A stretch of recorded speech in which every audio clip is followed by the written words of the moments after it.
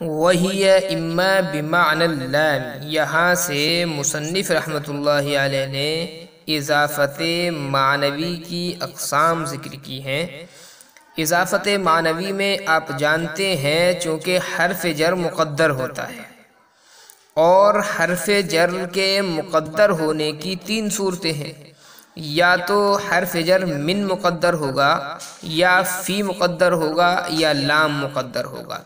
تو اسی اعتبار سے اضافت معنوی کی تین قسمیں بنتی ہیں۔ نمبر 1، اضافت بمعنی اللام، یعنی اضافت لام کی تقدیر کے ساتھ، اور یہ اس وقت ہوتا ہے جب مضاف الیہ نہ تو مضاف کی جنس سے ہو اور نہ مضاف کا ظرف ہو، جیسے غلام زید۔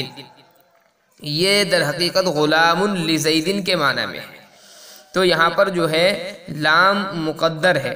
اس کا دوسرا نام ہے اضافت لامیہ۔ دوسری قسم ہے اضافت بمعنی من، یعنی اضافت من حرف جر کی تقدیر کے ساتھ ہو، اور من حرف جر اضافت میں اس وقت مقدر ہوتا ہے جبکہ مضاف الیہ مضاف کی جنس سے ہو، جیسے خاتم فضۃ، چاندی کی انگوٹھی۔ یہ حقیقتاً خاتم من فضۃ کے معنی میں ہے، یعنی من کے حذف کے ساتھ اضافت، اس کو کہتے ہیں اضافت بیانیہ۔ تیسری قسم ہے اضافت بمعنی فی، یعنی اضافت فی حرف جر کی تقدیر کے ساتھ ہو، اور یہ اس وقت ہوتا ہے جبکہ مضاف الیہ مضاف کا ظرف ہو، جیسے صلاۃ اللیل، رات کی نماز۔ یہ صلاۃ فی اللیل کے معنی میں ہے، اس کو اضافت ظرفیہ بھی کہتے ہیں۔ تو اضافت معنویہ کی یہ تین قسمیں ہو گئی: اضافت لامیہ، اضافت بیانیہ، اور اضافت ظرفیہ۔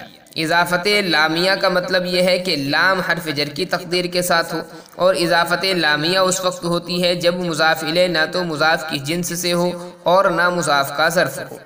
دوسری قسم ہو گئی اضافت بیانیہ۔ اضافت بیانیہ وہ اضافت ہے جس میں اضافت من حرف جر کی تقدیر کے ساتھ ہو، اور یہ اس وقت ہوتی ہے اضافت بیانیہ جبکہ مضاف الیہ مضاف کی جنس سے ہو، جیسے خاتم فضۃ۔ اور تیسری قسم ہے اضافت ظرفیہ۔ اضافت ظرفیہ کا مطلب یہ ہے کہ اضافت فی حرف جر کی تقدیر کے ساتھ ہو، اور اضافت ظرفیہ اس وقت ہوتی ہے جبکہ مضاف الیہ مضاف کا ظرف ہو، جیسے صلاۃ اللیل، رات کی نماز۔